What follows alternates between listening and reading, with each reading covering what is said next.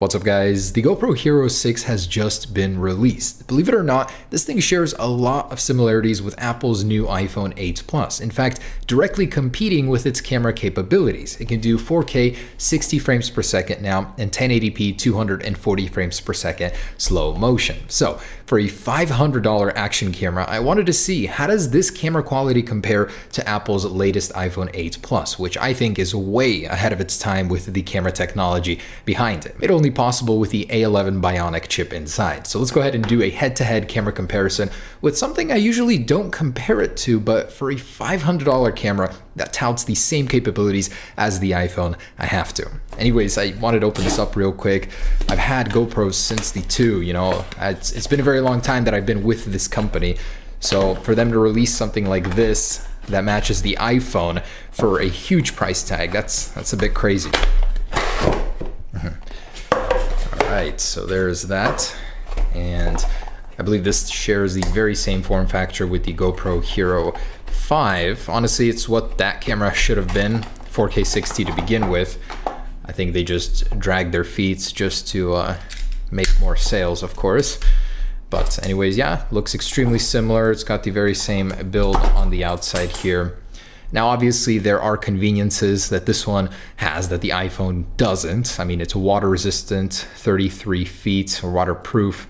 It's got a little tiny display on the back, but capability-wise, it's the very same one as the iPhone. So taking a look at the sensors, the actual sensor might actually be very similar in size to the iPhones. I'm gonna need to get some specs on that. This is $500, but this has the very same capability. So let's go ahead and update this guy, set it up, and get to testing. And those actually with a GoPro Hero 5, just wanted to show you the differences. Physically, it is a little bit smaller. I was surprised to find. I didn't think they would actually change something like that.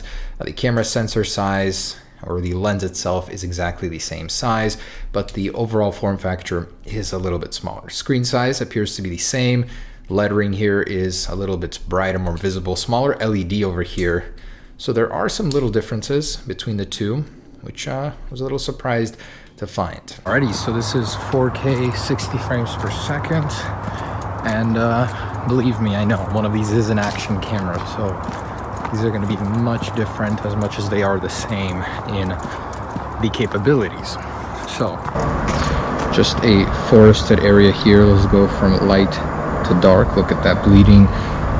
Now, the GoPro's quite unresponsive when actually moving. It stutters a little bit. It's very interesting to see. I guess it can't really keep up on that little tiny display. The iPhone, oh my goodness, this thing is so fluid. I love it. All right, so we are on their respective gimbals. We got the Karma grip for the GoPro, and for the iPhone, we got DJI Osmo Mobile. Awesome grips in general, both of them. So just gonna give us a rough little idea on the quality. Nice little wooded area here. So let's check this out. Beautiful. And wow, I would hate to give an early estimate, but from the little display I can see on the GoPro, it doesn't look as awesome as the iPhone. Of course, it is much more cropped. You have to do a lot more panning on the iPhone to get the same scene. Definitely get more in your field of view with the GoPro. So getting some light bleeding on the GoPro that I'm not on the iPhone. In the trees, very interesting, but otherwise pretty good. So this isn't really a test of stabilization, just quality between the two. And got a little moat going here. Pretty cool all around though.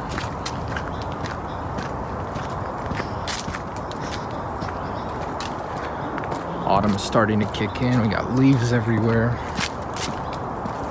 And audio on the GoPro never has been a strong suit, that's for sure. But it has gotten better since the 5. That is awesome. I'm in love with 4K 60. I'm glad everybody is onto this trend. It's seriously awesome. Alright, so there's that. Looks pretty good. Here's some a little bit brighter quality in the trees. GoPro mount really doesn't like to move the gimbal. Well, it doesn't really need to because it has such a wide field of view. All right, so beautiful. Quality looks good on both.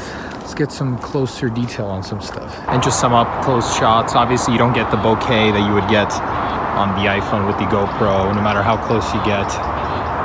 It just doesn't want to have it. It's definitely not an up close and personal type of camera. Doesn't have any macro capabilities, no great focus like the iPhone. And this is some low light, so underneath of the house, darkest I can get right now. Show you guys the detail. Honestly, pretty good on both. Make out a lot of the light and darker quality items here.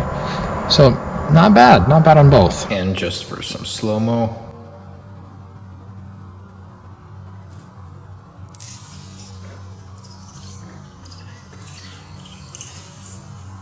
And for the photos, both are pretty good. The colors are a little bit more accurate on the iPhone, I would say, and it handles the light bleeding through the trees a little bit better. So there it is, guys. What do you think of this comparison? A GoPro action camera compared to the iPhone 8 Plus. Both can do the very same thing, but they do it very differently.